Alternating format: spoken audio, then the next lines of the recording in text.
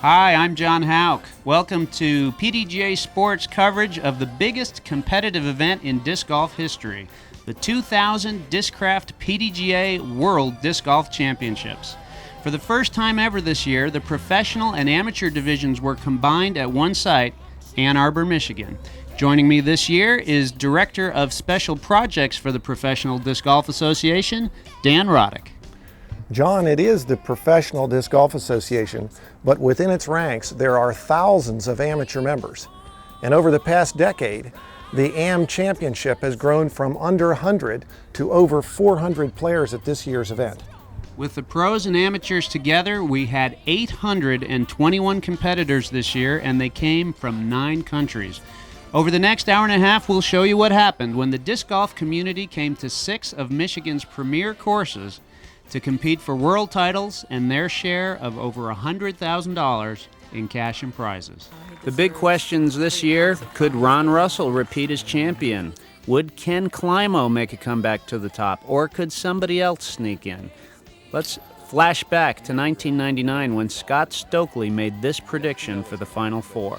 It seems that Ken Climo will be there as always, and I feel that Ron Russell, Barry Schultz, and myself have all been playing solid. Turns out he was right on the money with all 4, so this year we went back. Nostra Stokely, your predictions for this year? Sure, that's easy. Ken Climo, Barry Schultz, and for sure. Those 4 in the bank. Those predictions weren't too bad either. Let's take a look at the week and see how it went. Monday, doubles. This guy, Eric Tracy from Nollins, takes the Open with fellow Southerner River Sherrod. The whole gang gathers under the big top tent for speeches and awards. The Hall of Fame tearfully inducts Tom Schott and Royce Rasanowski. Tuesday, these guys are from Taiwan, ROC. One of them, Len Yu Chen, ties for the lead among senior grandmasters in round 1. Larry Leonard led the Open, but Chauncey Donaldson had the hot round of the day, a record minus 16 at Campground. After Leonard, it was Vokes and Russell in second, Collicutt in fourth, Chauncey, Barry, and 99 AM champ Schrader in fifth. Anybody seen Kenny? Wednesday, Juliana's 4 up on a lane. Master Myers made his move, and the race is on for second. DiscLife.com sets the new standard for world's web coverage. Barry misses a putt on the last hole, ties the monster record at minus 13. He's on top, Dr. Rick, and hello, Kenny in second. Chauncey and Ron tied for 4th. Thursday, Juliana hurts her hand in the Hawthorne, loses 5 strokes in 2 holes, and the lane is within 3. Kenny and Ron catch the number 9 train at the tunnel, as in minus 9, they share a new course record. But Kenny wants more, so he goes 4 down at Toboggan, another broken record. Another broken record. Another broken record. It's Ken, Barry, Ron, Rick, and the resurgent Randolph. Hey, Mikey, he likes it. Friday, this guy, please state your name. Rock Searle. Bangs back-to-back monster aces. Have a cigar. Meanwhile, this woman, his wife Patrice, hot flash, grabs a piece of the lead in Advanced Masters she would eventually win.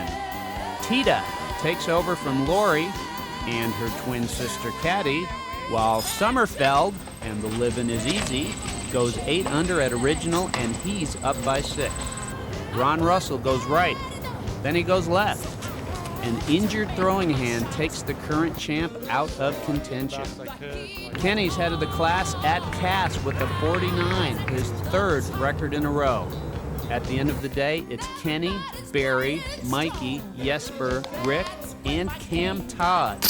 Everybody's back to the big top 4 to climb on. Trainers report an unprecedented number of players replacing lost sets. When my game got hot, I heard somebody say, "Putt, baby, putt." This gon' burn that money down. Putt, baby, putt. This gon' burn. That gives you a little idea of the action that we've seen over the course of the week. This is the most massive competitive event in disc golf history. With 15 competitive divisions, the action has just been unbelievable. Now 9 of those events have finished this morning. We've got 6 more divisions to take a look at now. Let's check out some of the highlights. Satisfaction came with a chain reaction. First, Dan, we're going to take a look at the Advanced Masters division. Here's how we stand. Herschel Jones of Parma Heights, Ohio, has a 14-stroke lead. So he's kind of just out here for show. Here's his drive on the first hole, where he hit a little wood. This is Mike Coker in second place from Dayton, Ohio. Looks like there's a lot of wood out there. There is indeed. Here's Roy Carey from Darien, Illinois. Third place going into the finals. And he's going to try a little different flight path with more rough as the result. And currently in fourth place, Dave Nesbitt of Texas. And that one is just about wood free. These guys are all 40 years old or older. This is the first year that the new age rule has come into effect. What was it before that? It had previously been 35. So there was a percentage of the players who couldn't be in this division this year, who might have been in there previously. As we see a par attempt there from Mr. Coker. And actually, even though some of these guys are a little on the older side of the field, they're not necessarily the most experienced. Some of them have only been playing for a few years. But this division gives them a chance to be competitive at a high level. As Dave Nesbitt makes his par putt, that's the only par on the first hole. But they did draw 76 players in the division. That's pretty big. Yeah, that was a huge field. And to tell you the truth, these guys are actually a little better than this. I think they may have been a little nervous on the first couple holes. Well, maybe they're not used to fairways like this either, John. I mean, geez, there's trouble everywhere. Certainly the guy from Texas isn't used to fairways this tight. That's probably nothing too new from the perspective of the Ohio guys, as Coker hits wood again. And that's the developing story here. Carey and Nesbitt tied now for third, both a stroke back from Mike Coker, as we see Carey making his putt.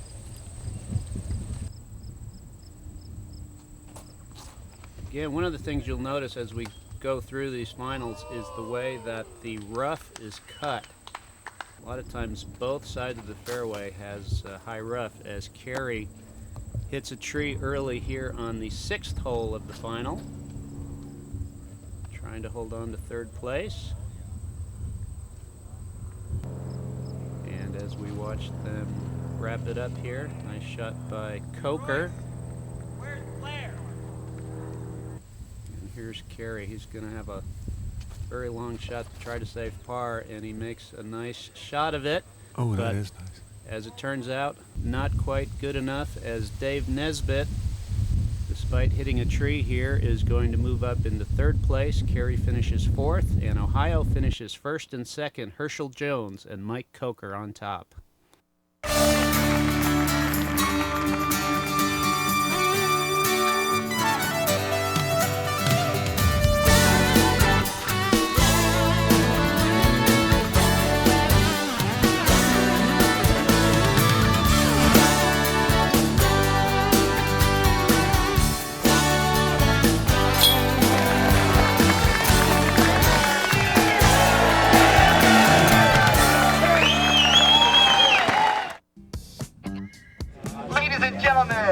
Let me introduce to you the world's finest amateur women players.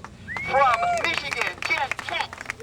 PDGA Competition Director Mark Ellis introduces the advanced women finalists. Jennifer Ketz of Ann Arbor in the lead. Barrett White. Barrett White is from Chicago, currently in second place. From Iowa, Des Redding. Des Redding is from Davenport, Iowa, the same state as Juliana Bauer.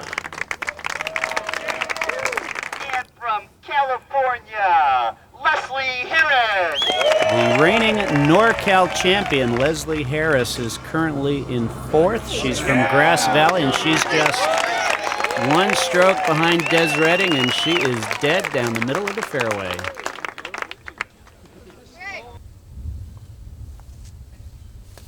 There's the second shot for Jen. She's got a 13-stroke lead going into the final, so again, we're not expecting much drama in the race for first. Barrett has a strong hold on second place. That looked kind of like an ultimate player. She is actually an ultimate player, and I believe she's only been playing disc golf since April of this year. So she's picked it up pretty quickly here as Des goes into the rough on the left. Great drive by Leslie. Not so good on the second shot. I think they may be a little nervous as well here, Dan. They're not used to being in the finals of the World Championships with a gallery like this. I think this is the first time really that the timing has worked out to have such a good gallery for some of the divisions. Yeah, good job by the tournament staff to give each of these groups a little time on their own so they could develop their own gallery. And I'm sure the women appreciate it. Here's Des coming out of the rough now. Little straddle putt. Line was good, didn't quite have the distance. And now Barrett. Ooh, just a little on the right side. Let's take another look at that one. Just couldn't grab enough chain, but we talked to her earlier in the week about her ultimate background. I've played ultimate for 12 years. 12 years, and what was it that got you switched over to, adding on disc golf? Frustrated with ultimate, a friend dragged me out after practice and I got hooked. Got hooked, but you stick with the ultimate. It's good cross training for your golf game, maybe? It's kind of good cross training. It kind of messes up both games equally. Throwing a lid and then throwing a golf disc is a world of difference. Wow, what was it like for you being out there on your first World Championships? Hard. It was a whole different kind of game than ultimate. Ultimate is running and quick and everything's changing in a second. Golf, you throw a really bad throw and 10 minutes later you're still thinking about how bad it was before you can throw again. And now here is Leslie cleaning up her putt on hole number 1, as does Jen,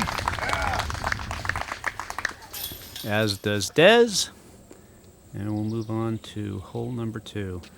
They drew 27 players this year in this division. John, that's a pretty good field. Yeah, absolutely. And it's great to see more women picking up the game. And obviously a lot of talent represented here in our lead foursome. Boy, she definitely throws like an ultimate player. A little bit in the rough there. But when you figure the short time that she's been making this transition, I think they better watch out for her. I think we're all extremely impressed as Des gets a hold of one. This is 350-foot hole, and she's going to have a putt here. She's got a very long, powerful stroke, as opposed to Leslie, who's got a much shorter stroke. I like the result. It's out there pretty well. She'll be fine from there. Quick look at the scoreboard. As you see, the race for third still pretty tight. We move on to hole number 6, where Leslie is once again right down the middle, and we had a chance to talk to her as well. What kind of advice would you have for girls who are just getting started at home and learning disc golf? Keep doing it. It's going to hyzer, but one of these days it's going to go straight. It will. And that day when it goes straight will change your life, right? Most definitely. Back now to hole number 6. Jennifer is just off to the rough on the right a little bit. And Barrett is right down the middle, so they've obviously relaxed and settled in a little bit by now. With these courses, knowing them had to be a pretty big advantage. Well, that's absolutely true. And Jennifer, of course, being from Michigan, had the best course knowledge, although with the length of some of these holes, You're not going to see a lot of birdies out of this group, but if they can keep their drives in play and make good second shots, like that one right there, they're going to keep close to par and score well, and that's exactly what we saw from the top group here, as Leslie is just about on the pin there as well. So Jennifer Ketz is our champion. We got a chance to talk to her when it was all over. What was it like being out there with the women from around the country who are trying to learn these courses? It was the best. One of my favorite parts of being in the Worlds was being able to like look across the field and see other groups of women playing, and that was amazing. You know, you just don't go to that many tournaments that you see women everywhere, you know, and ripping big drives, and it was fun. It was fun. Good, and more fun next year. We'll see you in Minnesota, maybe? So, I hope so.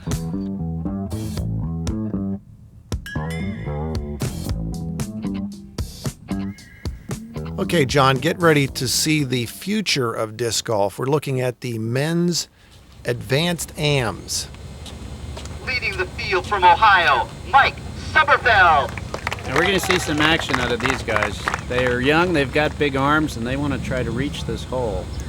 It's 395 feet, and they've got the arm, but it's so tight. Big hyzer shot for our leader, Mike Summerfeld, but he finds the woods. Michigan, Lee Rosbach.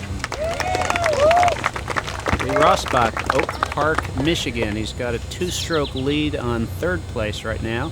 5 strokes out of first. And right along the tree line there. Yeah, Lee. Nice drive. From Minnesota, Curtis Gatlin. Now, watch this. Left-handed, upside down, hook thumber. Oh, my. Over the left side of the fairway. Lands in the middle of the fairway and gets a good bounce. I'm sure the designer had that in mind. And also from Minnesota, Chris Critter Meyer. 2 guys from Minnesota. That's the site of next year's Pro World Championships. And Chris is involved in it, actually. He's got a high enough, but not enough hyzer, so he's in the woods as well.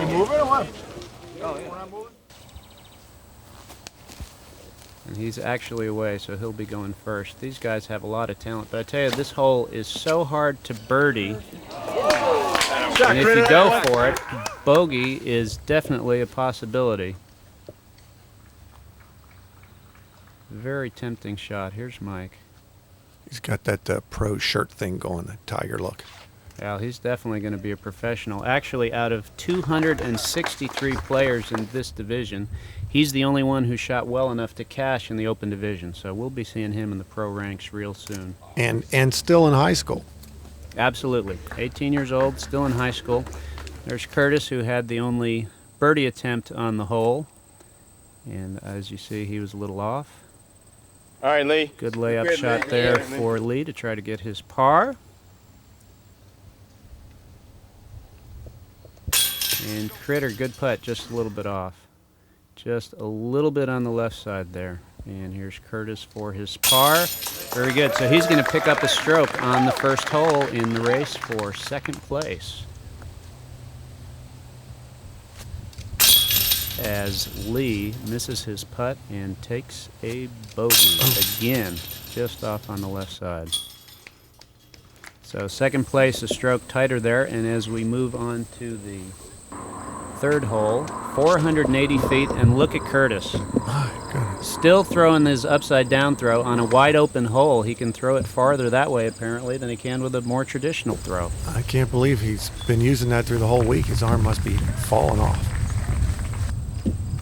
He should probably be looking at a pitching career.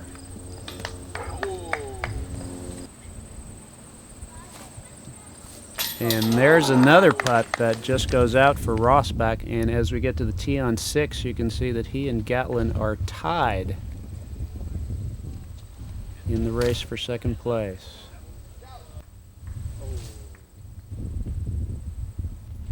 So he needs to hold on here, and that is a, good-looking drive that just gets kicked out. Again, these fairways are so tight. I mean, it's really demanding, particularly for these these younger players that may not have some of those things straightened out in their game yet. Well, and may not know how to resist the temptation to go for it all. This is another hole that's... Young drivers. Young drivers, yes, with higher insurance rates. Curtis, fighting for second place. And look at this. I believe they call that a Norelco in Minnesota. Slides upside down on the ice a long way during the winter.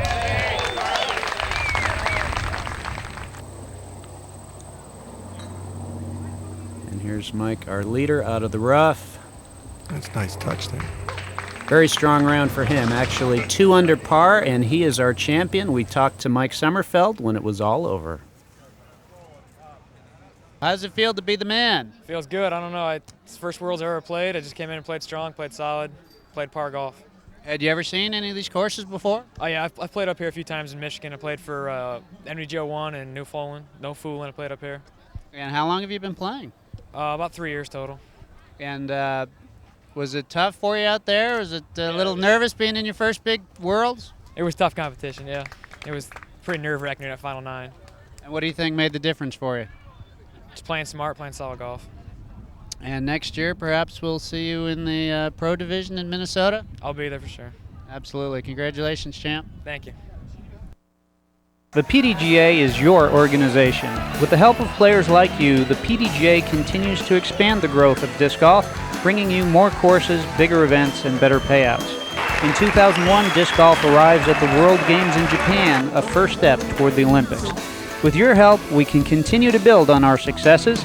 Please consider making a donation to the PDGA by joining the ACE or Birdie clubs, and remember that PDGA merchandise makes a great gift. For more information, visit pdga.com. Okay, John, now some oldies but goodies, the men's Pro Masters. From Maryland, Jim Myers. Jim Myers, Cookiesville, Maryland, goes into the final with a 12-stroke lead. So he's out there just for show. And you know he's loving it. That looks like some spin to me.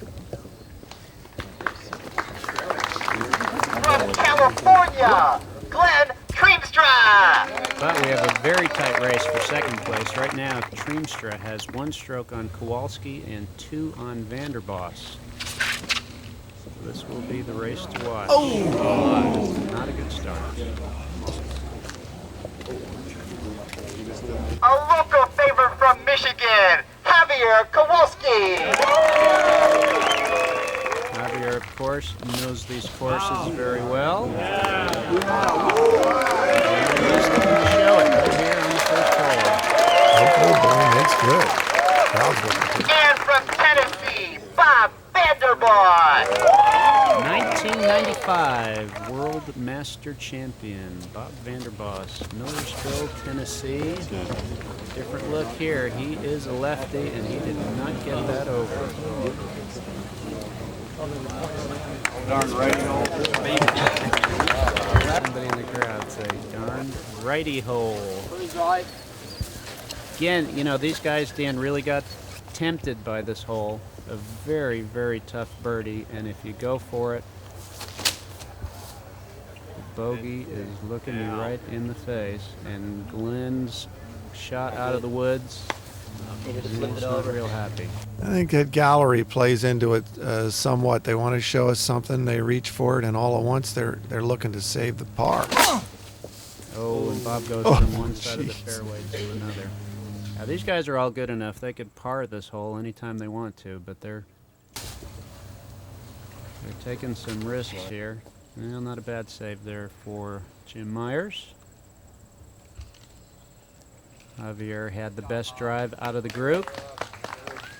And a reasonable upshot. Treemstra still in the woods. Good job. That one they like.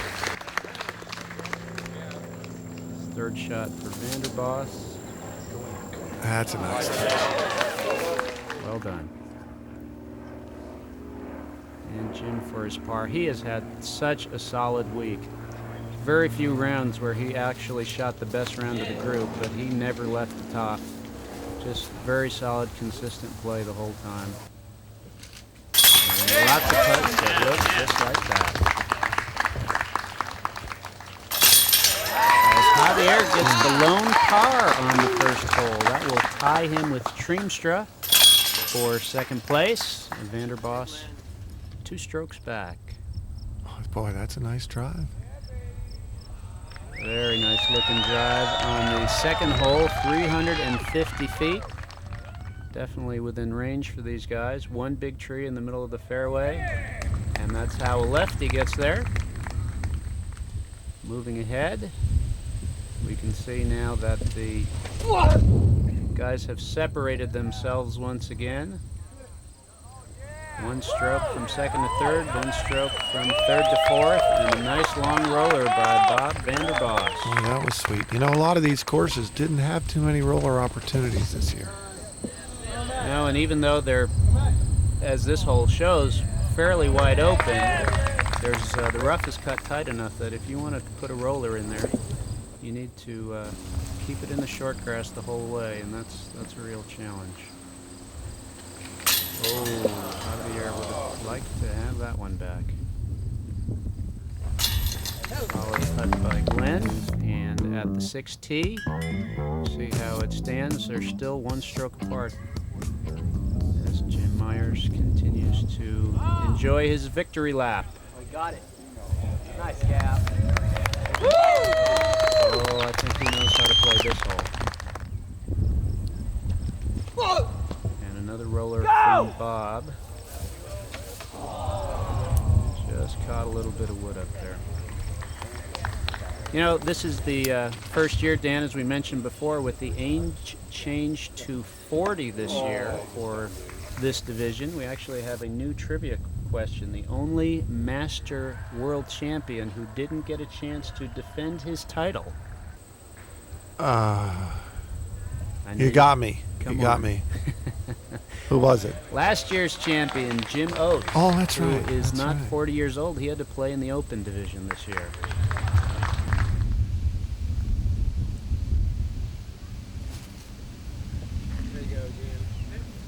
And Jim continues to cruise through. He's got a caddy from Holland there, Arthur Haverkamp. Streamstra just about put one in there. It is interesting that this division has had a history of really tight finishes recently. I know last year that sudden death playoff, this is the first runaway in quite a while. Well, and here's Bob, who actually lost the title in that division in '94 in a sudden death playoff and came back very, very strong the year after. That was not a close race in Port Arthur in '95. He was really hungry that year. And he's looking to have to go over the top and upside down again.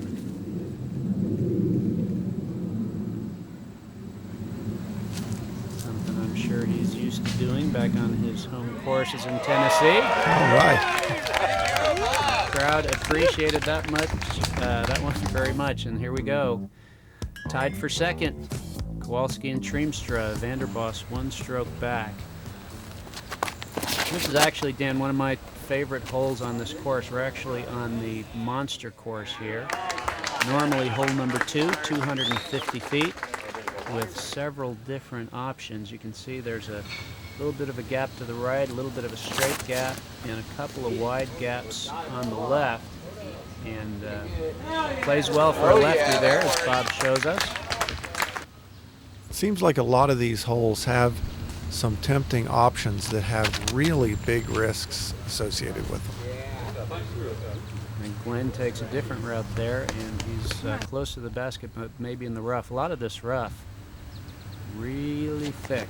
Well, they have a new word for it. What do they call it? They're calling it Shul, I Shul. think is the Michigan word. I don't know if that's a new word or an old word. That's like so deep, they say that the chiggers can't get in. And Javier flirting with the edges of the Shul there, and Triemstra had a chance to pick up a stroke. This is the 8th hole we're watching here.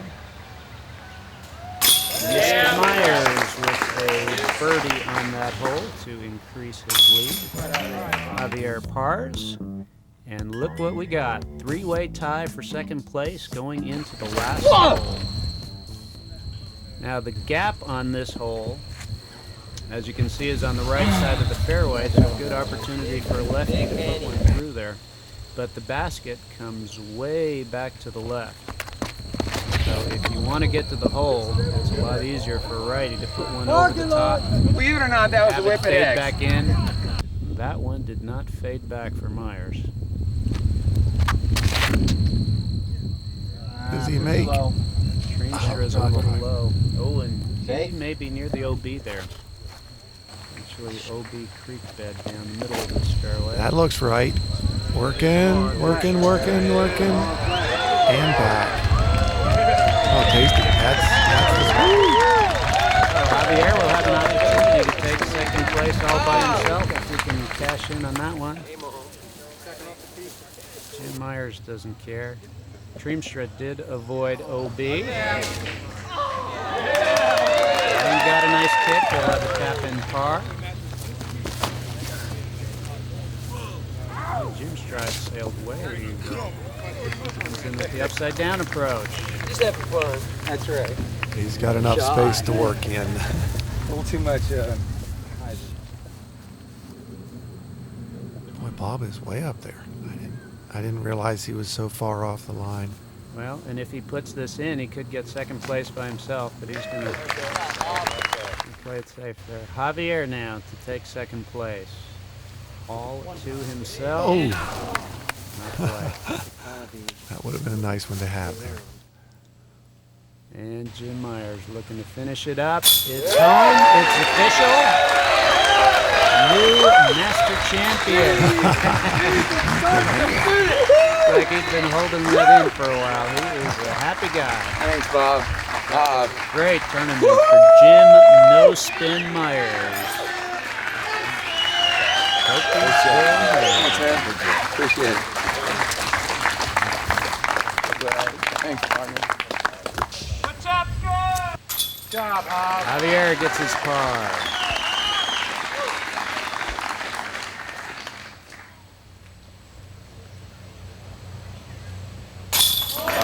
Vanderbos gets his par. And Glenn Treenstra gets his par. So we finish with a three-way tie for second place. Great round by Bob Vanderbos. Shot 1 under in that round to tie it all up. And we're going to have a little closest to the hole contest here. I assume, Dan, that they're going to split the money and that they're just this is for the trophy. shooting here for the trophy. So I'd say it's a good hole for Bob.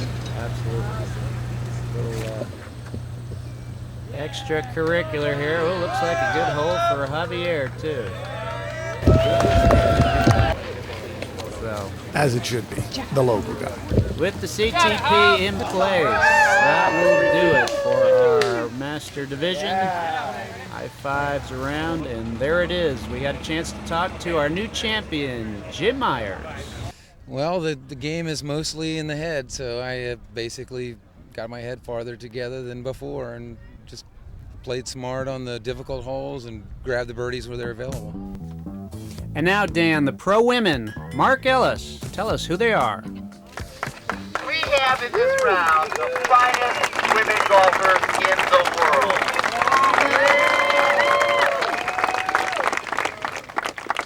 From Iowa, Juliana Bauer.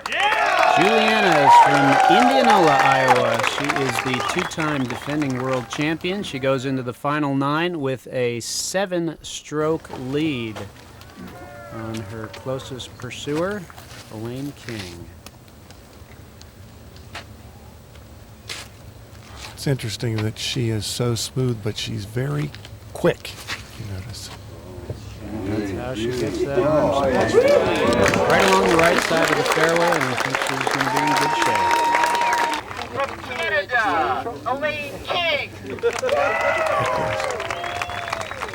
Elaine has 5 world titles, including 4 in a row from 1991 to 1994.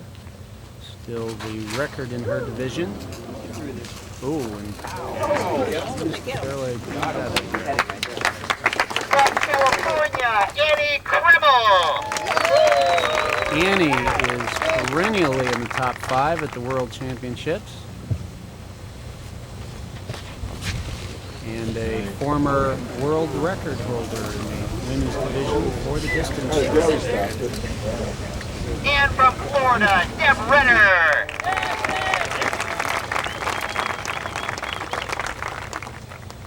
Deb Renner has had a tremendous tournament, solid play all the way through. That's it. Impressed a lot of people and made a lot of friends this week, and she is right in the middle of the fairway. As we get a good look at this record crowd, no parking spots available today. Elaine had to dump out from the woods there. Well, she probably could have made a run at it if she wanted to, but she is the queen of course management, playing very smart there. Annie actually was kind of going for it, and I think she put herself back in trouble. If I'm not mistaken, Elaine is the only PhD in our Final Four here. I think that's true, and there's a smart shot. I think it's that approach shot that really has been the key to her success. She is extremely consistent and extremely accurate.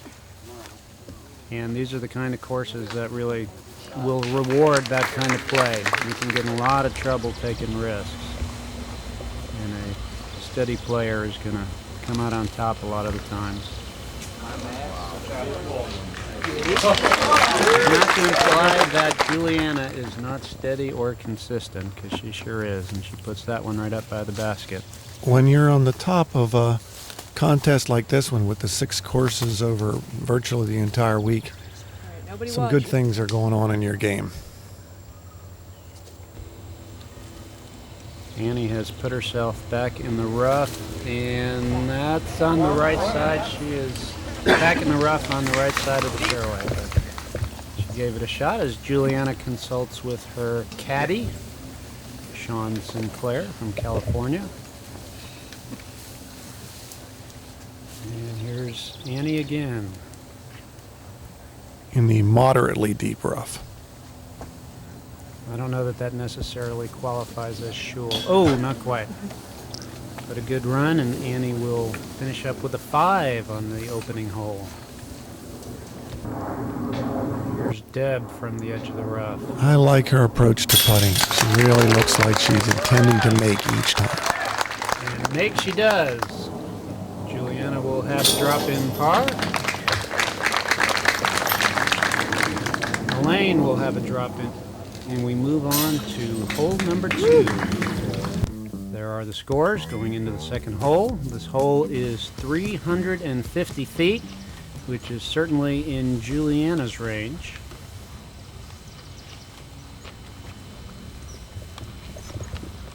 Good look at her footwork there as she launches one, just about in the heart of the tree, and takes a little kick to the left.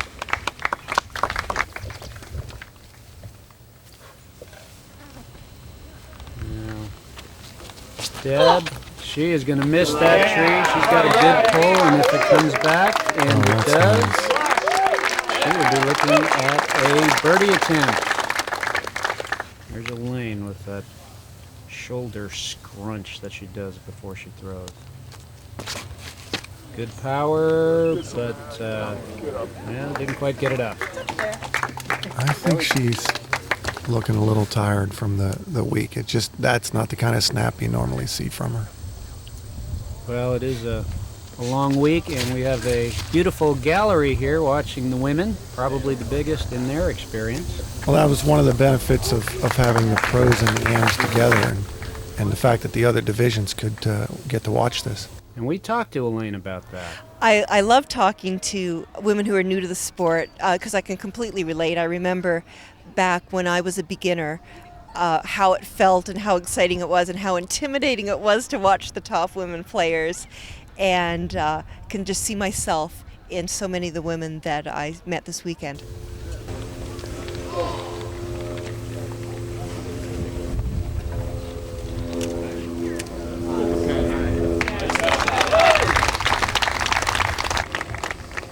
Here's Annie now with another sidearm attempt. Oh, she's an ultimate player. I guess Did you she see that? is. Did you see that? Juliana coming across the trees.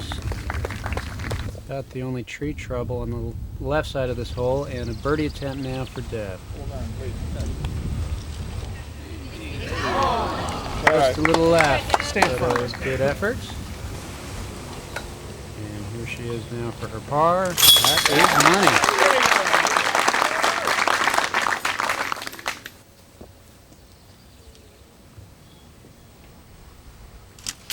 And Annie is in as well for her par.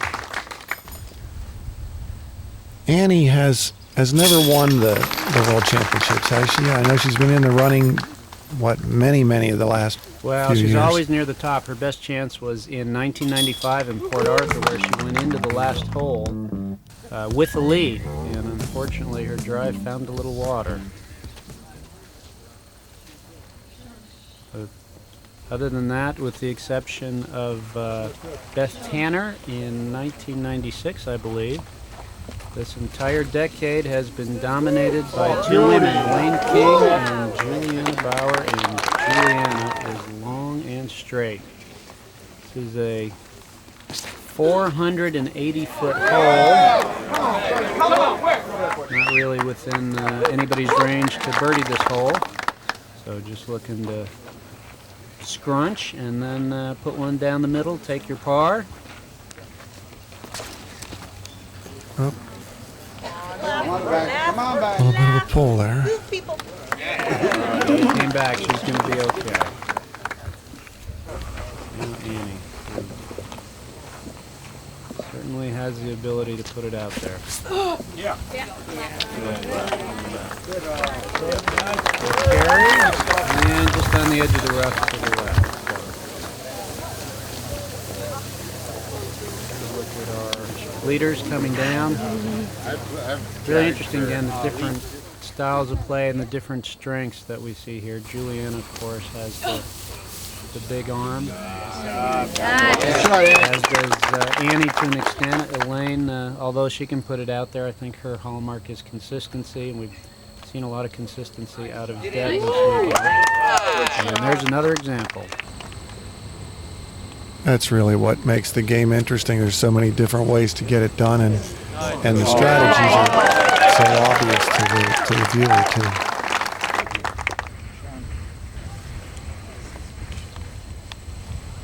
Juliana manages to look extra graceful even on a reasonably short approach shot. And Deb down the middle once again. Good She's a par putter. for her. She's a putter. I'm telling you, she's really solid. Par for Annie. And Julian and Elaine will clean up their pars. Now, one of the undercurrents that's new this year, Dan, that we haven't talked about is the chance for these players to help their countries qualify for the World Games in Akita, Japan next year. I know you're very involved with that.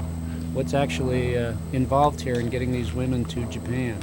Well, the first step here at the championship is to qualify the various nations for participation, and the women's division is a big part of that, and it appears certain that U.S. and Canada will be qualifying, and largely on the backs of Elaine and Juliana, as they've done so well.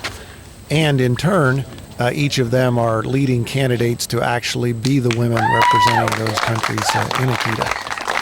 So once they do well enough here and their country qualifies, but that doesn't mean that they have necessarily qualified. That's correct, but as you've pointed out, they've both been so dominant in women's play that they're obviously the two strongest candidates.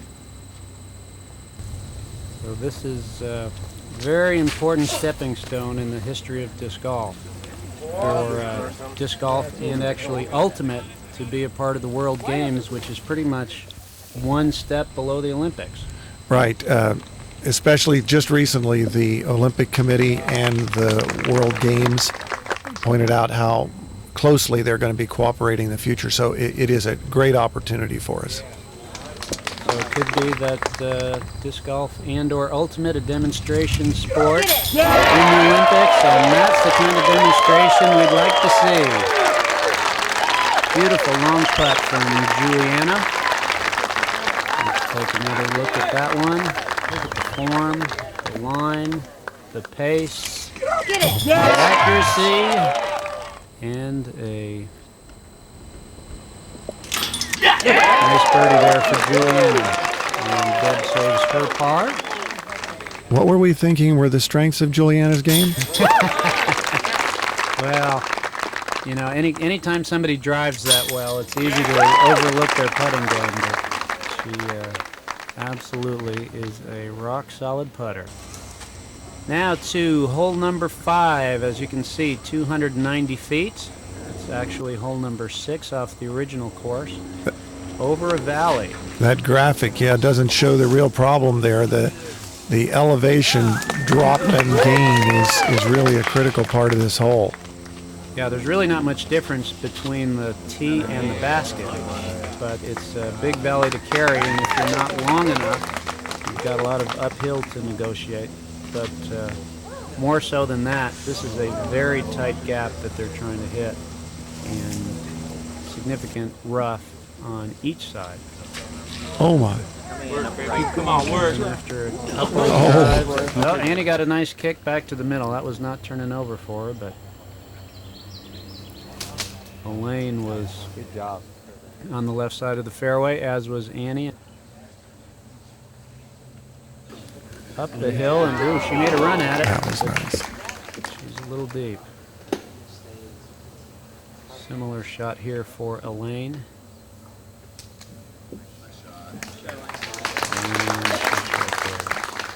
Looks like Deb has a sidearm coming out of the rough. Well, you got a little tree help. Juliana has the lone shot at a birdie, and it's just about. Annie to save par.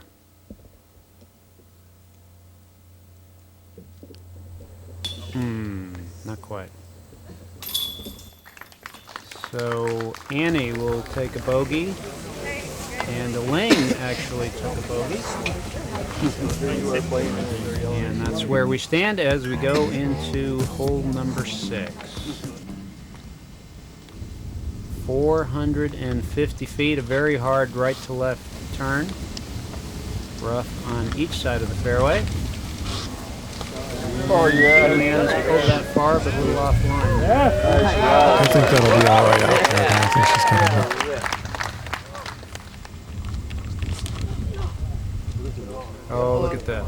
That's sweet. Very nicely played. Again, this hole is not really in anybody's birdie range. Just want to set themselves up. Oh, yeah. Good shot. And Elaine has certainly done that.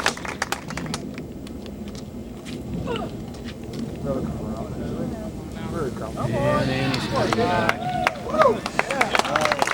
In the rough, just on the edge of the fairway there. Nice looking second shot. That was a good reach. She is buzzing that basket. Meanwhile, Elaine, dependable, predictable, and reliable under the basket for an easy 3. There's, just a little shot. That was a good set of approaches. There's Juliana coming out of the rough. She had a little problem with rough earlier in the week. We talked to her about her injury. I put myself in the middle of a hawthorn tree bush, and my only shot was to do a sidearm back out behind me, and so I was throwing and didn't realize that I was going to be throwing right into a limb and lodged a hawthorn needle about 1 centimeter into my bicep. Looks like you still got a little after effect there, little damage and a little bruise. How long did that last, and did it affect your play? It definitely affected the next 2 holes. More mental probably than physical. I was worried that it might have longer effects, but it didn't at all. That particular hole happened to be very bad. I took a 7 on that hole. Three putted the next hole for a 5. But after that, we only had 3 holes left. They were fine, and it didn't affect me the rest of the tournament.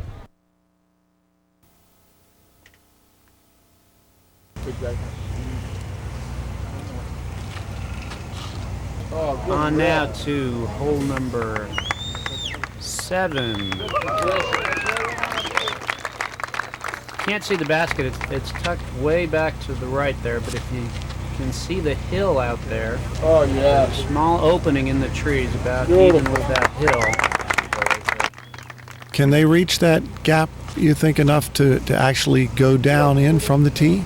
Well, I think it's probably long enough that the gap might be reachable. And Annie's going to take a shot at it with a turnaround. Distance champ, come on. Even she's right at the edge. She got the gap, but to get into the gap and to the basket, that's a tall order. That's how you do it on your second shot.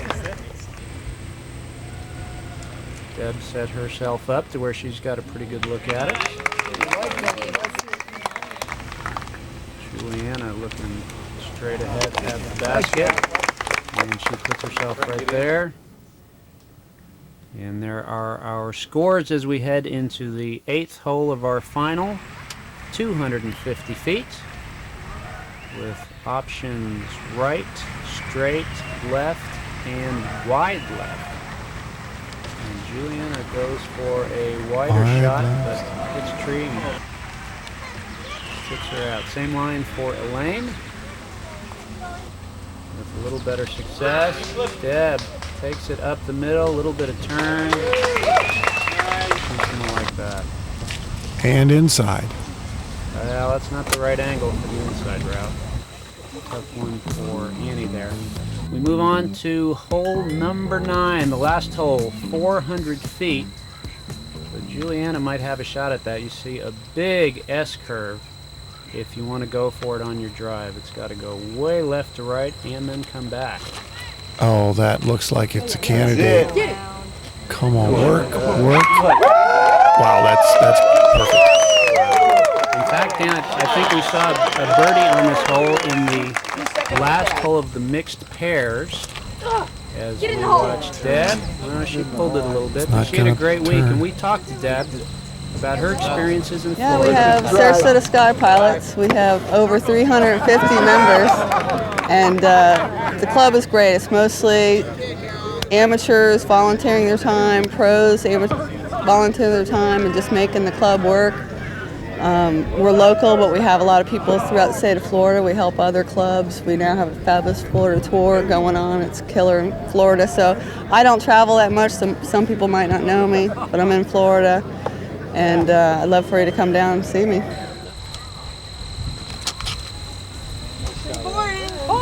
Now there's a different approach. Elaine just plays it nice and safe. She doesn't really have the arm to birdie this hole. She's going to play for her 3. And look at Annie. My, that was nice. She knows that.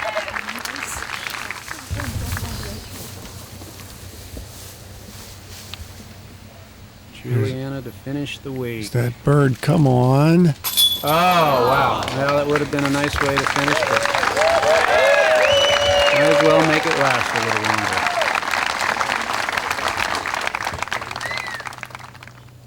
And here's Deb for par. Solid putter all day. Oh, gets away. Well, she gets to play a little longer. Seems like we see that a lot. People having trouble cashing in on the final holes at the World Championships. Not Elaine. She's ready to be done. Bang. And there she is. Second place this year, Elaine King from Etobicoke, Ontario, Canada. Third place goes to Annie Kreml of Canyon, California. Fourth place to Deb Renner of Sarasota, Florida. And fittingly, the last putt will come from our now 3-time Women's World pdga Disc Golf Champion, Juliana Bauer.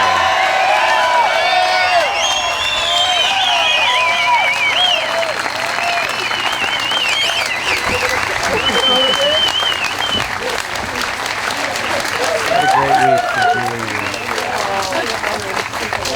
Ladies and gentlemen, 3-time world champion Juliana Bauer.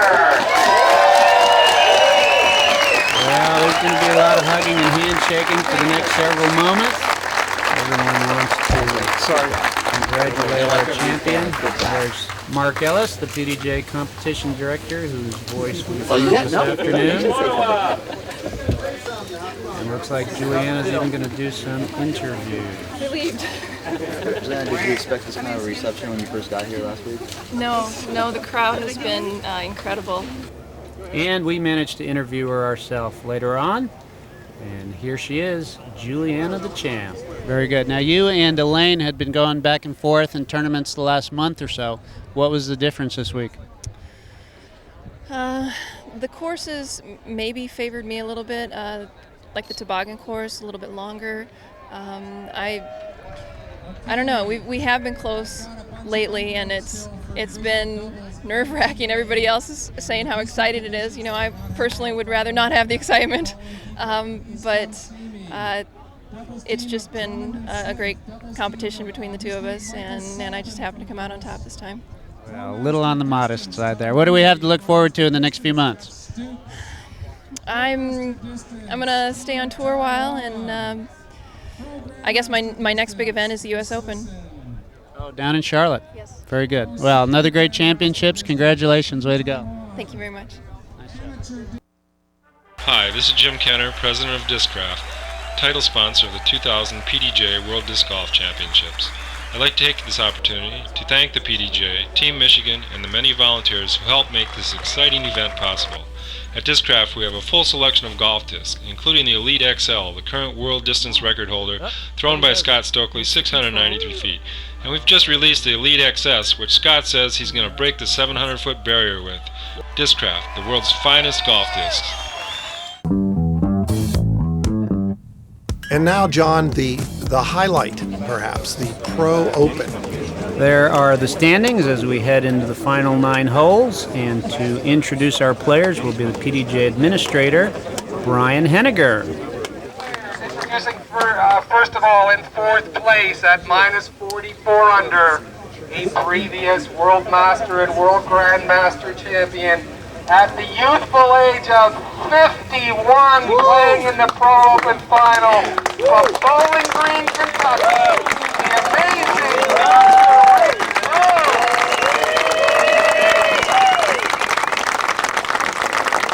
from Olympia, Sweden. Last year he came in 6th place in his first World Championships. He's only 19 years old. He's got future world champion written all over him. Ladies and gentlemen, please give a big round of applause for Jesper Lundmark.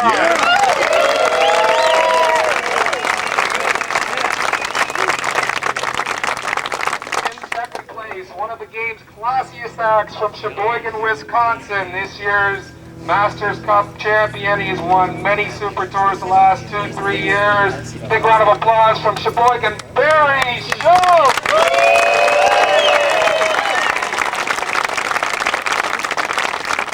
And last but definitely not least, the 9-time world champion, nursing a 9-stroke lead at 62 under from Clearwater, Florida, Kenny the King.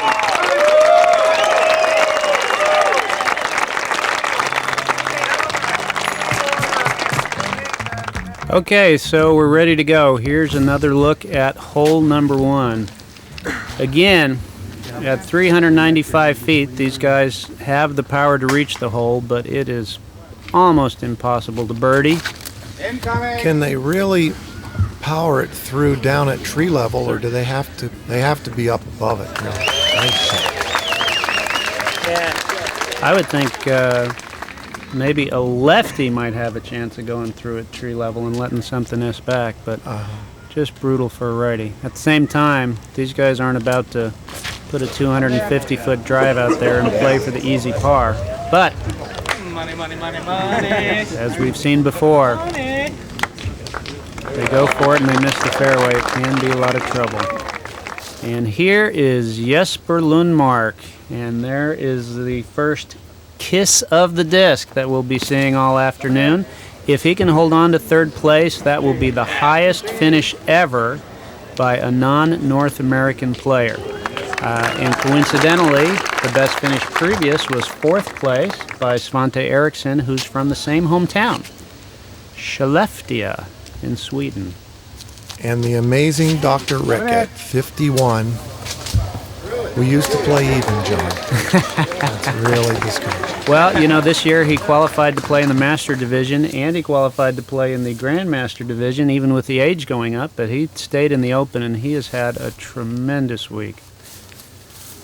Well, of course, you know, a number of years back, he opted for the Masters Division when he became eligible.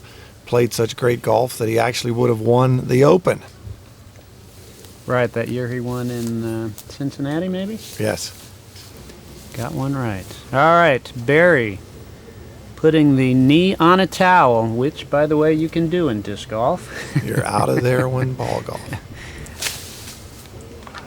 And that's a good-looking shot. A little short, maybe, but well within Barry's range. And this is what we've seen from Rick all week. Safe on the drive, close on the approach shot, and he is extremely patient. He'll take his pars when that's the best option. There's Jesper with the kiss.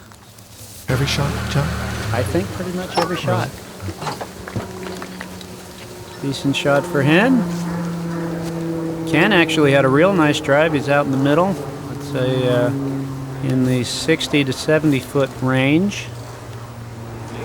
So legitimate shot at what would be the first birdie of the day here. And just about. So he looks at that and figures this is going in most of the time. This year especially, his putter really came alive in the last few rounds. Actually, Barry Schultz, who makes his par here, never got below second place all week once they put the pools back together. Had first place for a while. There's the kiss. Dropped down to second, and it was only when Ken's putter really came alive that he was able to put some distance between him and Barry as Jesper buries his par putt. And Dr. Rick will take his par. It was very, very close between Ken and Barry all week, and Ken had 3 consecutive course records, and that's what it took to put him in the lead because Barry was still playing great the whole time. So here now will be Ken on hole number 2, 350 feet. Really only one tree to contend with, but it's caused trouble so far today. But this is certainly a hole that these guys would expect to birdie. Ken's keeping it low. Oh my. And a little to the right. We haven't seen that tree hit yet, but that's going to take him out of birdie range. Now Barry. Well, we saw a number of the other divisions try to solve this hole earlier, and they really weren't able to do it. Well, they should have tried it that way. That's nice. Barry's had a tremendous year. 4 Super Tour wins to this point. No one has more than that. Ken also has 4 at this point. As we see Jesper, a little bit to the right, obviously using a nice overstable disc.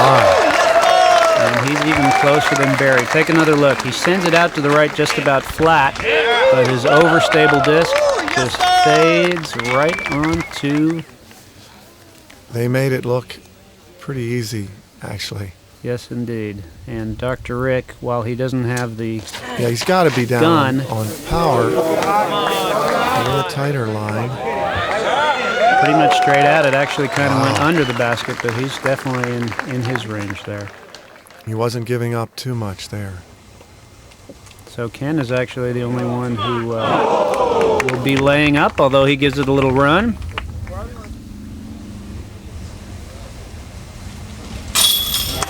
Rick.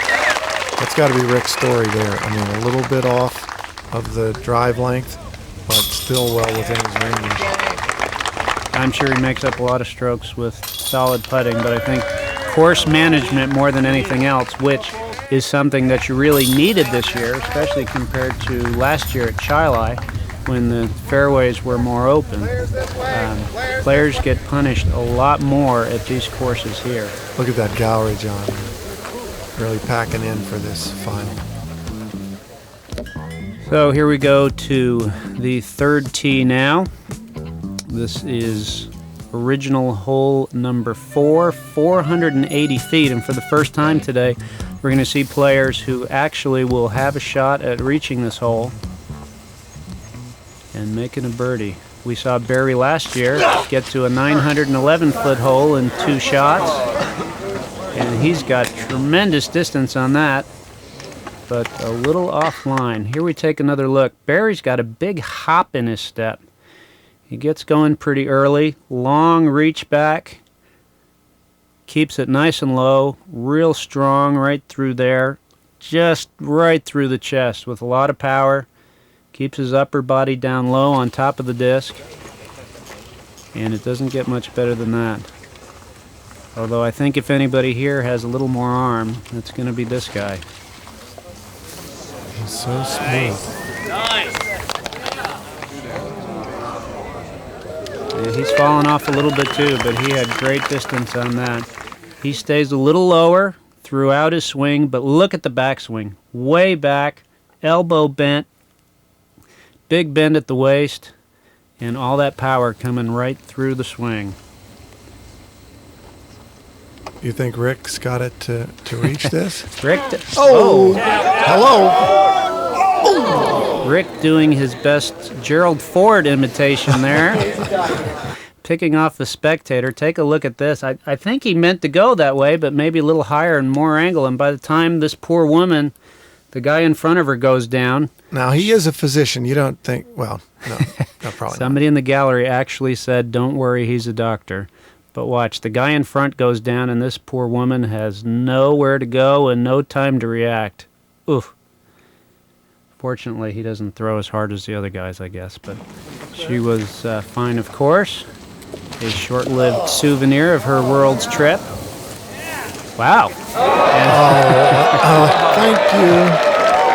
Sometimes it is better to be lucky than good. He's actually got both of those going. Well, sometimes it seems like the better players get the best luck. I don't know how that works, but he comes down right in the middle of the fairway. Now look at Ken. He actually starts off the pad a little bit, comes in at a little more angle. He's got a good hop going there. He doesn't get as much of a backswing as the other guys, but he comes through just as fast. And definitely a swing worth emulating for the younger golfers out there. Get on it. But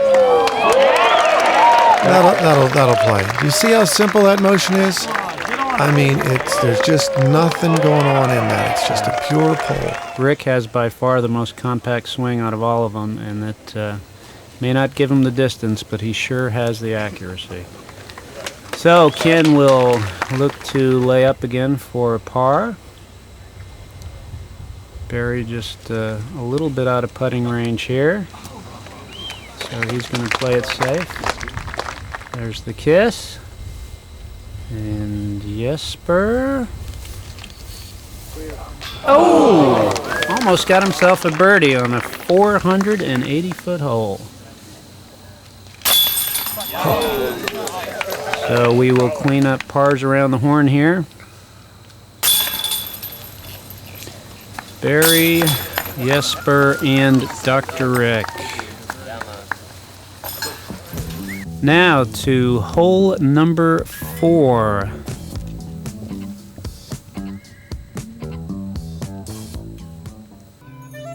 $365 feet.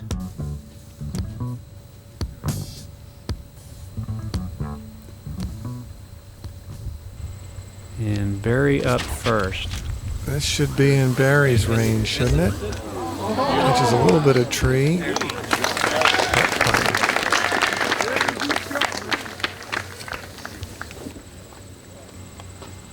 Did you see the kiss? Yeah, I did catch that. I think it's pretty much been every shot so far. Nice and smooth and straight. Wow. Hit the tree as well. Let's take another look. You see, these guys are trying to go in the gap between those two trees. certainly a makeable shot for him, but I'm kind of surprised with their power that they don't go for the big wide shot all the way around the right. And Dr. Rick, oh, he's going to make some more new friends over there.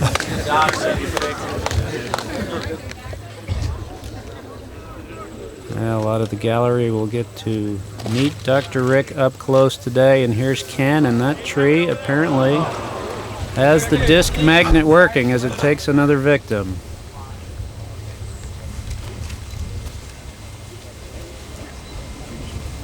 Well, that was a little bit short. I think he might have got a little tongue on that one. I wasn't going to go there at all. Kind of the Al Gore approach. Good shot by Jesper.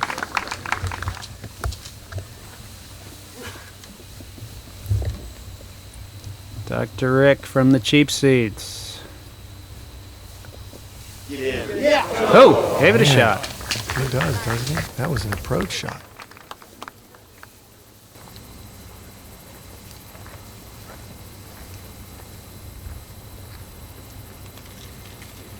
Not quite.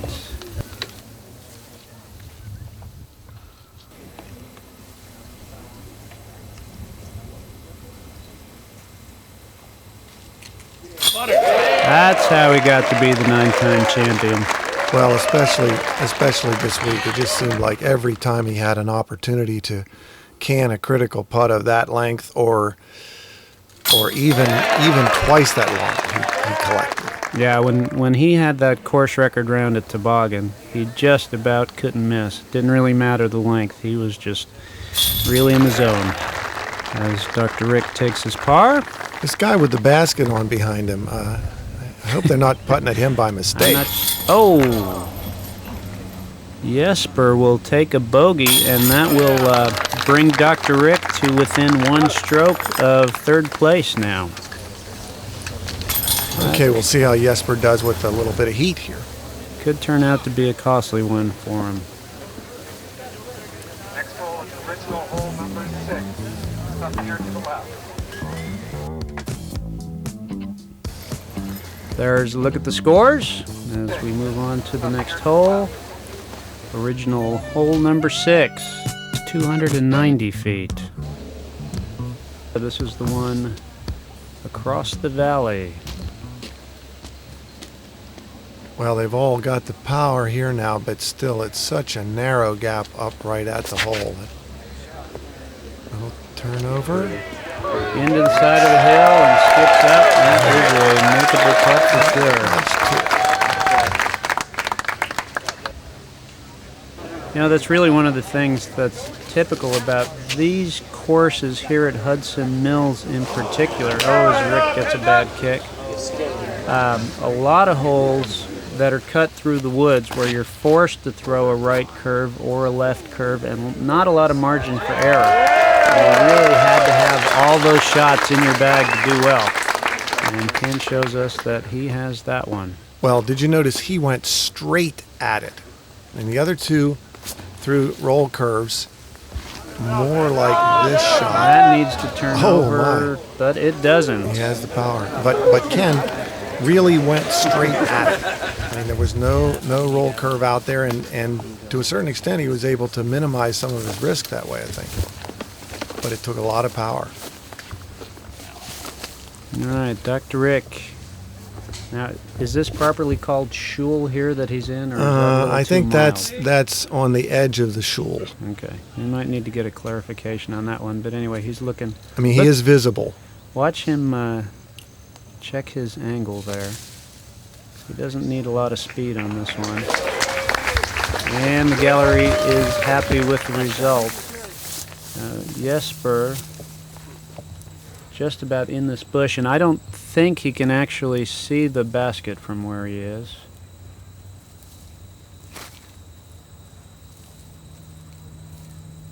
But he's not more than 50, 60 feet. Oh, and he hit the pole. Nice shot.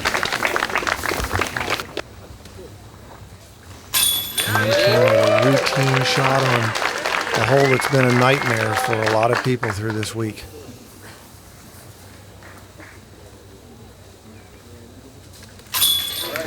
And a birdie for Barry as well. Par for Dr. Rick. So nothing changes in the race for third, as Dr. Rick and Jesper both take pars. On now to hole number 6. 450 feet, but again, a lot of curve on that one. These guys actually will have a crack at a birdie here if they make a perfect drive. But thick rough to the right and the left.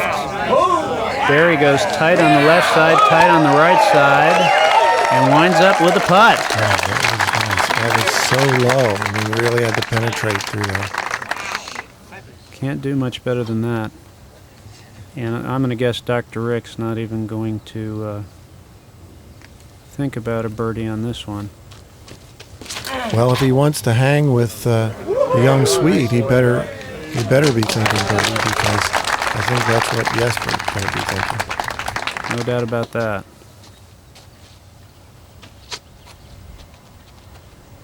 And the champ probably wants to show off a little bit here. He's got room. That'll do. That'll do. Right up near Barry in the shortcut. Yes. Okay, little Kroner hanging on this. What's he got? He's high. Oh, did he kiss? He kissed. Maybe not. Oh, yeah. Oh, yeah. And he kissed a tree on the left side of the fairway, dropped straight down. So not really in... I wonder if they ever fight. I mean, if things are going badly.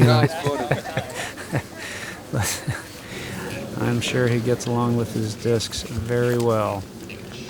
So I think he maybe had the distance to put himself in putting range, but he's certainly not going to have a clean look at it.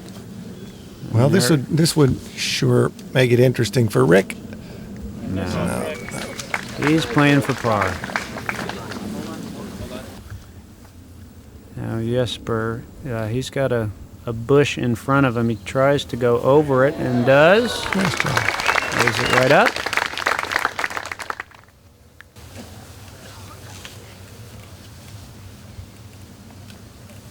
Can certainly take a good run at this one, and just a little off. Boy, that was longer than it looked, really. I mean, he had to really make an effort. That was on the outside of his range for sure. Well, and Barry, who normally likes to straddle putt, obviously he's going to not have to change that here, but he's got a little bit of a bush to think about there. But he goes straight at it, and nice. He puts it in. Wow. That was impressive. Great birdie. What a tremendous player he's turned out to be.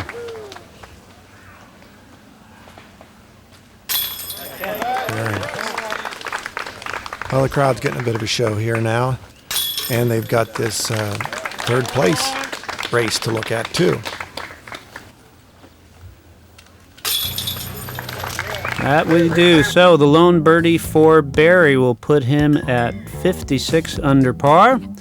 So we move on to hole number 7. Again, this is a variation of the permanent hole number 1 on what's called the Monster Course. 410 feet to the pin, but in order to get there, you've got to get through a narrow gap and brave some very thick rough. Now, all these guys can reach it, and for a righty, it's a roll curve right lined up at the opening.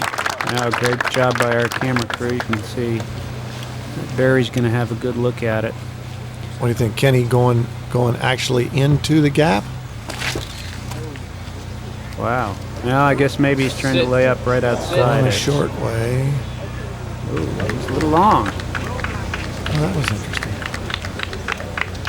Yeah, it looks like he wasn't trying to get in the gap. Maybe he was just trying to sit down right in front of it there. Not at all. Thought maybe he had a trick disc pulled out of the bag there. Dr. Rick looking to just lay up at the about the base of the hill, so he has a clean look at it. Those are the ones where Rick, I think, really analyzes it pretty well as to whether it is a legitimate birdie opportunity or not.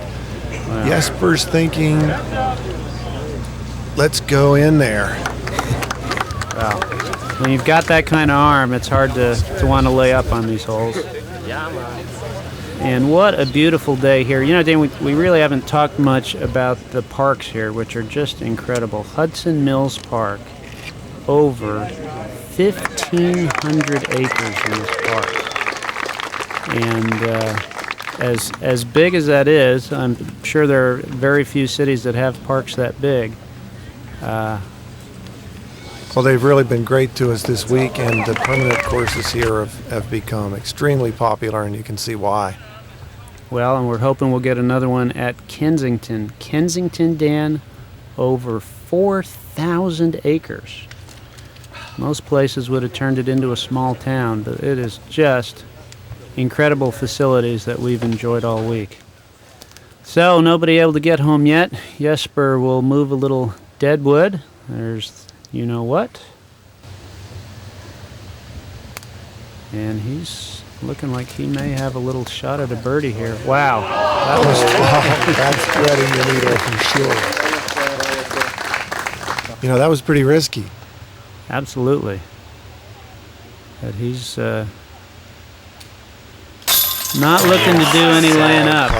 As Barry scores again. That's his par, Jesper's par, and pars around the horn as we will move on to hole number 8. 250 feet this time. And as we've seen before, several ways to get to the hole, none of them easy, and all of them involving some danger. The map showing us I think what's generally the preferred route. Wide left to right around the outside. Well, they've had a series of left to right curves here for these right-handed throwers. Making them work. Ken and Barry take about the same line. And Ken, Wow. I said he wanted to show off. We almost got to see a hole-in-one. You know, Dan, he did get a hole-in-one at the U.S. Disc Golf Championships last year at Winthrop University in North Carolina, and that shot made it onto national TV. On the Golf Channel? Actually, CBS, I believe it was, on one of their little golf updates, showed Ken Climo's disc golf hole-in-one on a national ball golf broadcast. Well, he almost got a chance for another.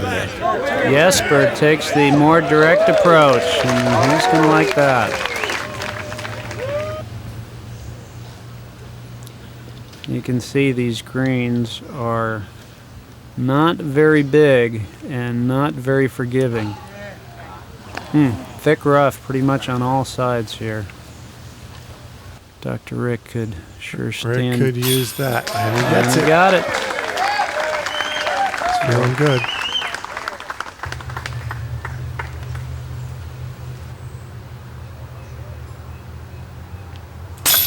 That's Barry for par. And now Jesper will need to get his birdie to stay a stroke ahead of Dr. Rick here. These guys are having a real battle. The youngest and the oldest. No kidding. 19 for Jesper, 51 for Dr. Rick. And again, should Jesper be able to hang on to third, that would be the best ever finish by a non-North American player. Of course, the best finish ever by a non-U.S. player. Second place by Mike Sullivan in Toronto, playing on his home course. That's right. Lost to Greg Hosfeld in a very exciting overtime. If you want to play safe for par, it's tough. If you want to go for it, it's a big S-curve, and certainly these guys can do it. Team up first, Kenny Climo! So here is Climo. Of course, the best drive we've seen all day today was by Juliana Bauer. It will be hard to get closer than that. Ken's got a candidate. We got it through, but it never came. Did not come back, no. It just kept on going. He's probably close to the parking lot there. Now, what's Rick do? Here's one off. Does he take the lane route and play for his par, or try to make it over? Well, he knows Jesper can birdie this hole. I think he's going for it, but he's playing it Staring out. Looked like he might have gotten a good kick there, but remember, there is OB down there. So now, here's back to Jesper. I guess he still has to go with his plan. You got to figure he's going to pound this over the top. Well, he could play it a little safer now, but I don't see it. I don't think that's one of the options look at for him. that. So effortless. Oh my. Well, that makes things interesting. Because he is not going to have a good lie. And our last thrower, Barry Schultz. What a great tournament for Barry. He is just a superb player. And if it hadn't been for Ken becoming unconscious for 3 rounds there, it could be a totally different story. He's really won over a lot of people in the crowd with his game, way he's handled himself this week. Wide enough. It's wide enough. Oh. Just caught himself a little wood. Okay, so here's the situation. Jesper has a 1-stroke lead, but not a good lie. Dr. Rick does not have a good lie. Jesper clearly can't see the basket from where he is. He's got a bush right in front of him there. Well, see, these guys are so good, they don't know anything about these kinds of shots. I mean, my game's all about these kinds of shots, but they're always up there looking at the basket. Maybe they should put in a pinch thrower. I'm sure he'd prefer to throw a big knife hyzer at this point, but I don't think that's available to him. He's not even sure himself. And the wind. Look at that wind, really. It's the first real wind factor we've seen all day. What's he got? He's just trying to get it up there high and let it come back, but he... must have caught something early. No, he hit the tree. Fortunately, he came down in the open there. Oh boy, making it exciting in the race for 3rd place. Barry, of course, has 2nd all to himself. And not too bad a lie there. A little bit of side hill. A little bit of tree in his way. Of course, big tree up by the basket. A little deep, but certainly well within his range. And Dr. Rick must have got a nice kick out of there because he's right on the fringe, pretty much in the open. This is a big shot, John. Oh, and he's not happy. Oh, man, the door was open. Well, it's not necessarily closed yet. I don't think Jesper has a good shot at a par putt here.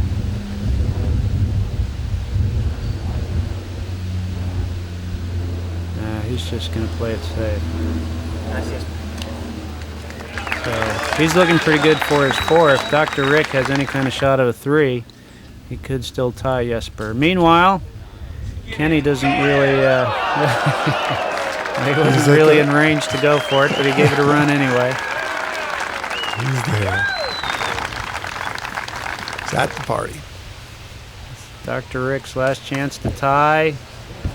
Aye, and it rolled away. So that should seal up a historic 3rd place for Jesper Lundmark. Dr. Rick now, his 4th shot is close. And a historic finish for Dr. Rick. What's the highest finishing over 50 player in the Open, John? Up to this point? I think that's a trick question, Dan. I think there may never have been a 51-year-old player in the Open. And Dr. Rick finishes with a 5, but a tremendous tournament. 4th place out of a field of 240 of the sport's best. Very, very impressive. And Barry finishes up his week. And to be seeing a lot of Barry Schultz in the next few years. That's got to feel good.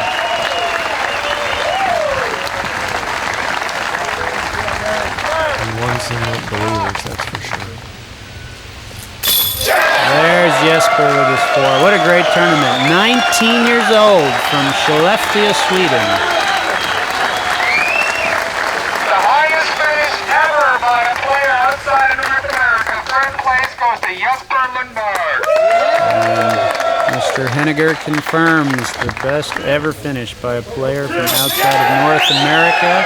We got it. There is victory number 10.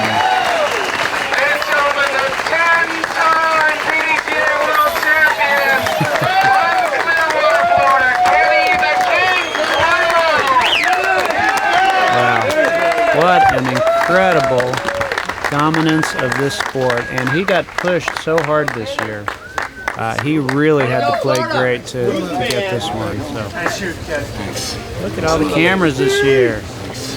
It is unbelievable the way he does it, just course after course, year after year. Ken calling for kudos to Team Michigan for a great job this year. It's here for everybody that came here, man. A lot of hugs, a lot of good feeling. A lot of people wanting to talk to Ken Climo. We're going to make sure that we do that and talk to some of our other finalists coming up as this great tournament has finally come to a close.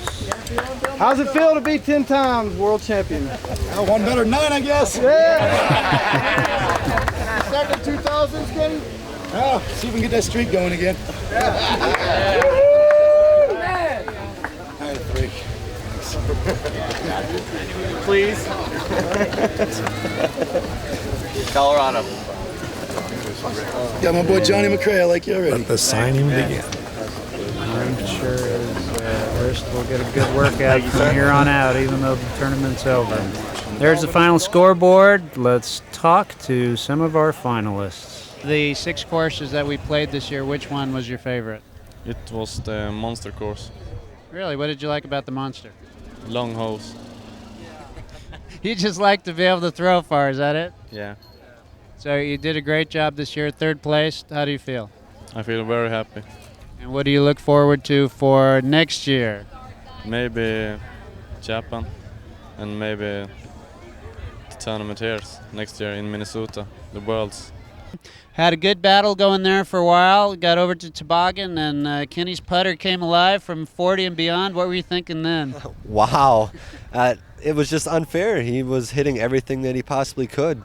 He knew the pressure was on. He's been in that situation so many times before. He knew that Thursday and Friday is where a lot of things happen at the Worlds. And he made a lot of clutch putts for par and for birdie. And I wasn't quite as good, but had a lot of fun and played some good golf. In the year 2000, it is world title number 10 for Ken Climo. We know you were coming back hungry this year. You had a good run from Barry there. When you got to the toboggan course, your putter came alive. Tell us what happened. Oh, that was probably one of the funnest rounds I've ever played. It's a really great course. Elevation changes are awesome, and I was in some situations where I had to make some long putts, and I made probably 5 or 6 putts longer than I usually make, and it made my score a course record rather than over par, and that was the difference in that round. That propelled me to take a 2-stroke lead, I believe, in the tournament, and have a little more confidence going into the next few courses. Did you need more confidence at that point? Well, you know, started out a little slow and was back about 10th place, 5 strokes back, and I knew it was a long tournament. You know, 5 strokes isn't that much, but I like to get a strong start, and confidence is a good thing. Putter gets hot, you get confident.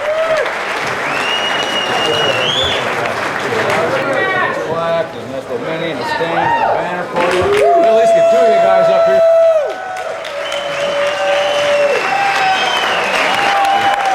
Center stage, lady.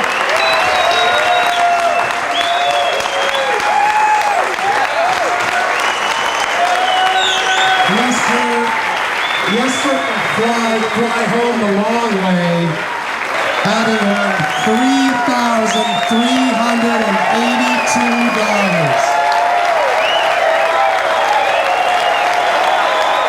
We thank the state of Michigan for having some great parks, some great courses. Everything was a lot of fun out there, guys. Thanks.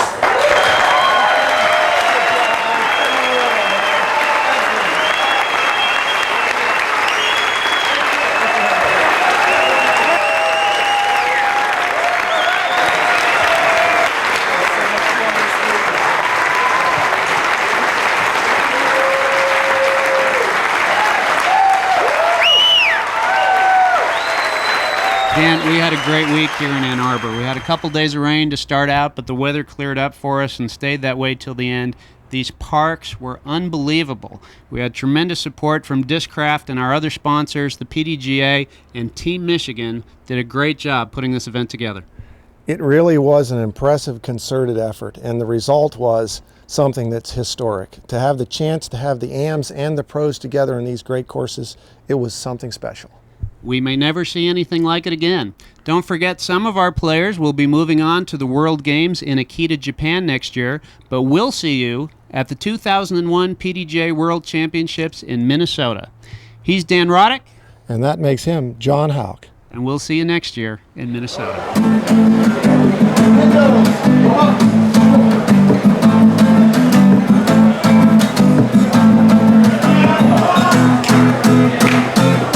Je gooit je schijfstrap weg met de wind in de rug. Keihard door die fairway, maar oh wat zijn die takken stug. Zal ik rollen of zal ik hem hijsen? Keihard voor die boomlangs, ik zie in de sloot iets drijven. Ja, ja, het leven is een frisbee. Oh ja, ja, en gooi je niet, dat telt het niet. Oh nee, nee, het leven is een birdie papa. Birdie, birdie papa, birdie, birdie papa. Birdie, birdie, birdie papa. Birdie, birdie, birdie, birdie, birdie, birdie, birdie, birdie papa. Birdie, birdie papa. La la, la la la, la la la la la la la la la la la la la la la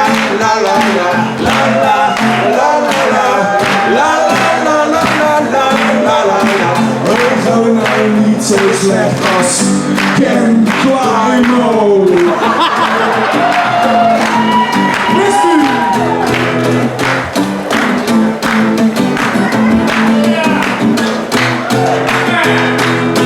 Uit mijn nachtentas pak ik mijn Polaris. Keihard voor de boom, maar ik hoop dat die er weer is. De natte wind, vergeet ik mijn kruisgeslaag. Bij Dead Cat Valley, maar ik wilde ervoor gaan. Ja, ja, het leven is een frisbee. Oh ja, ja, dan gooi je niet, dat telt er niet. Oh nee, nee, het leven is een birdie papa. Birdie, birdie papa, birdie, birdie papa, birdie, birdie, birdie papa. Birdie, birdie, birdie, birdie, birdie, birdie, birdie, birdie papa, birdie, birdie, birdie papa. La la, la la la, la la la la la la, la la la, la la, la la la, la la la la la la, la la la, la la, la la la, la la la la la la, la la la. Oh, gooi nou niet zo slecht als Arthur Haafkamp. Yeah, this goal.